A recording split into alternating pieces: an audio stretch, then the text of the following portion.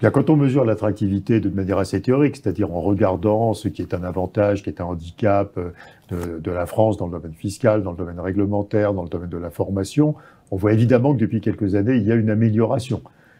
On a multiplié par 3 le nombre d'apprentis, on a fait la réforme de la formation professionnelle, on a baissé les impôts de production, on a baissé les cotisations sociales. Voilà, donc il y a énormément d'évolutions qui sont évidemment positives. Donc il est parfaitement légitime, quand on associe ça au fait qu'on a une source d'énergie plus faible, à coût plus faible que d'autres pays, il est absolument normal et légitime qu'on trouve dans un baromètre mesuré à partir de différents indicateurs que la situation est bonne et s'améliore. Donc ça, je crois que c'est compréhensible et c'est pas quelque chose qui est étonnant en tout cas. Il me semble que parmi les atouts que la France possède en matière d'attractivité, au moins sur le terrain fiscal, il y a des atouts de deux ordres. Il y a tout d'abord des instruments législatifs qui ont été conçus pour être le mieux-disant par rapport à d'autres. Je pense notamment au crédit impôt recherche, qui est probablement un outil d'une efficacité remarquable comparé aux autres crédits d'impôt qui peuvent exister ailleurs dans le monde. Et c'est particulièrement vrai quand on compare le crédit impôt recherche par rapport aux instruments analogues qu'ont déployés les Britanniques, les Allemands, les Belges ou les Italiens.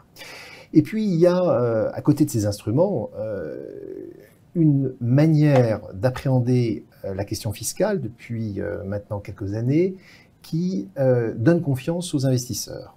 D'abord, il y a plutôt une bonne stabilité de la norme fiscale au cours des 5 dernières années. Et puis, deuxièmement, il y a eu une volonté de la part du gouvernement, sur le terrain de la fiscalité, d'essayer de recréer des conditions de confiance. Il y a eu la reconnaissance du droit à l'erreur, il y a des programmes d'accompagnement des grandes entreprises qui ont été mis en place. Tout ceci pour créer un environnement de plus grande sécurité juridique. Donc, des instruments fiscaux attractifs, une sécurité juridique qui est accrue, ne peuvent que donner davantage de confiance aux investisseurs étrangers.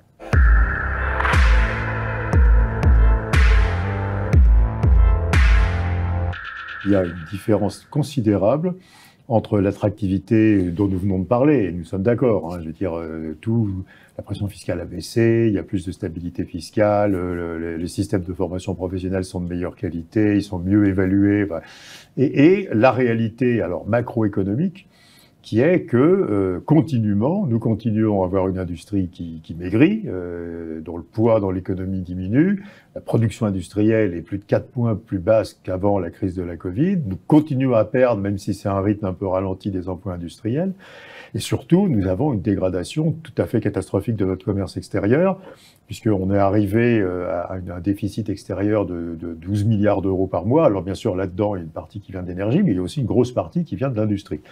Donc en réalité, notre économie continue à se dégrader dans ses qualités. La première explication, c'est les compétences.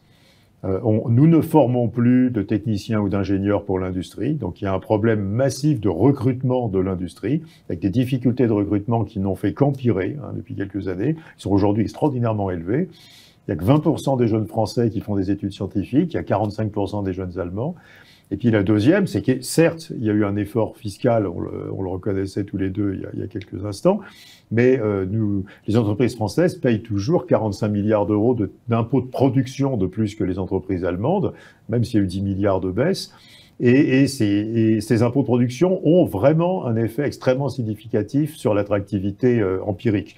On voit qu'on explique à peu près 35% des écarts de poids de l'industrie entre les pays par les poids différents des impôts de production. C'est un impôt stupide, parce que, par exemple, quand on taxe le chiffre d'affaires, on taxe les produits dans une chaîne de valeur industrielle, on les taxe à tous les moments, à tous les endroits, à tous les nœuds de la chaîne. Donc c'est quelque chose qui est extraordinairement néfaste pour l'attractivité d'avoir ce type de fiscalité.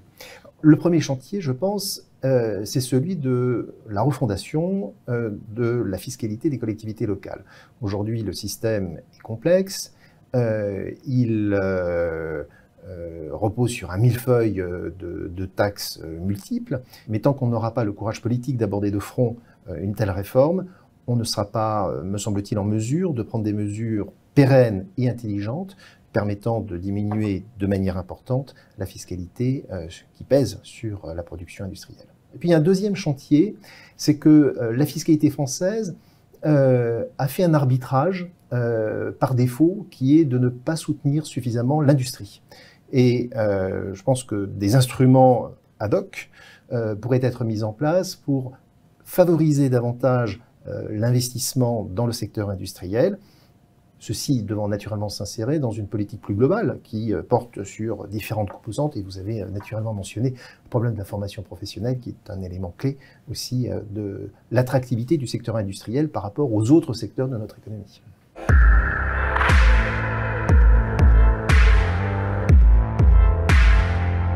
À partir du moment où, notamment en Europe, on travaille à la fois sur un niveau minimal de taxation à 15% et simultanément sur une convergence en matière d'assiette de l'impôt sur les sociétés, et que l'on encadre tout ceci par des directives et par un code de conduite, il devient naturellement plus compliqué pour les États de se distinguer ou d'utiliser l'impôt sur les sociétés comme étant un facteur de différenciation et donc de compétitivité. Quand on essaie de voir ce qui influence la compétitivité des différents pays et donc déplace des investissements, déplace des parts de marché, le taux d'imposition des profits n'apparaît jamais comme une variable significative.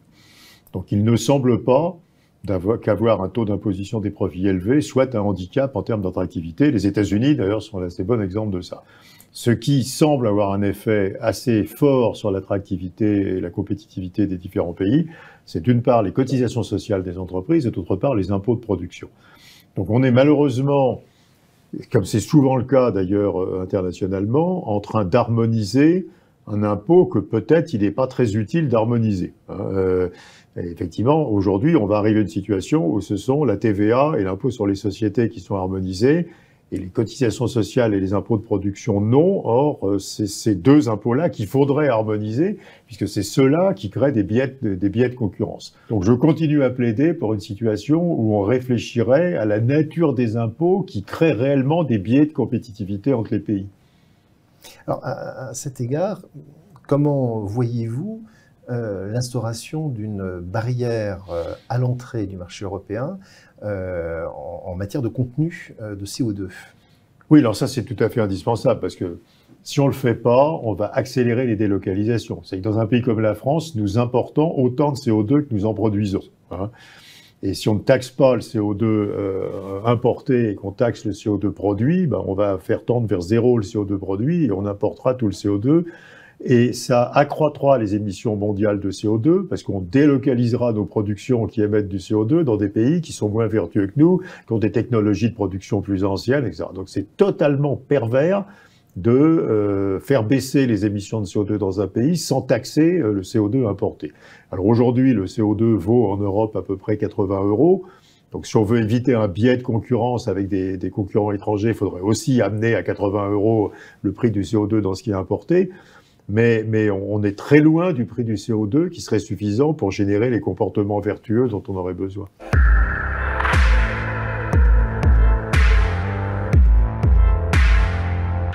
La compréhension des besoins en main-d'œuvre, en recrutement, des besoins en formation, elle se fait mieux au niveau des bassins d'emploi.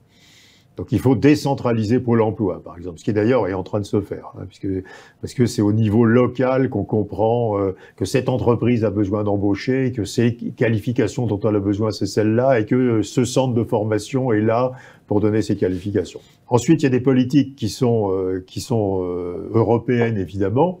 On a eu Next Generation EU, donc c'est complètement légitime de mettre de l'argent européen sur la transition énergétique, c'est légitime d'avoir un acheteur européen d'énergie. Alors pour l'instant, ça reste plutôt un vœu pieux, mais ça viendra probablement. Mais il faut se rendre compte que même dans ces politiques, il y a une contrainte nationale. Je vais prendre un exemple, le matériel pour la transition énergétique. On va avoir quelque chose qui va être très positif pour nos économies, c'est qu'on va arrêter d'importer du pétrole et du gaz naturel en 2050. Donc c'est un choc de relocalisation massif. On va arrêter de payer 5 points de PIB tous les ans aux pays producteurs de pétrole et de gaz. Et on va remplacer ça par des énergies renouvelables, ce qui nécessite des éoliennes, des hydrolyseurs, des matériels de stockage d'hydrogène, des piles à combustible, des réseaux intelligents, etc. Si un pays comme la France importe tout ça d'Allemagne ou du Danemark, par exemple, pour prendre l'exemple des éoliennes, nous n'aurons rien gagné. C'est-à-dire que nous, au lieu de faire des chèques à l'OPEP et à la Russie, nous ferons des chèques au Danemark.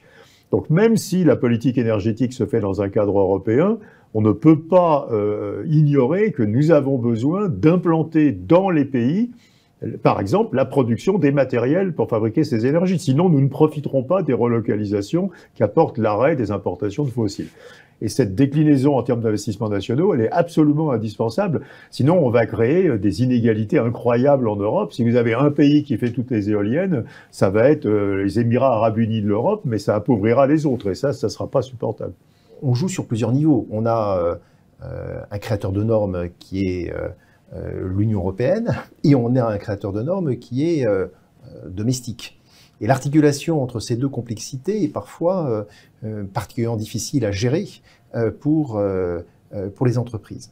Et on va y ajouter un troisième créateur de normes qui est l'OCDE, et notamment en matière fiscale, puisque les travaux concernant pilier 1 ou pilier 2 vont inévitablement rajouter une couche de complexité pour les entreprises. Alors tout ceci a un coût, tout ceci crée des frottements, et tout ceci est de nature aussi à décourager parfois les investisseurs de choisir un pays plutôt qu'un autre.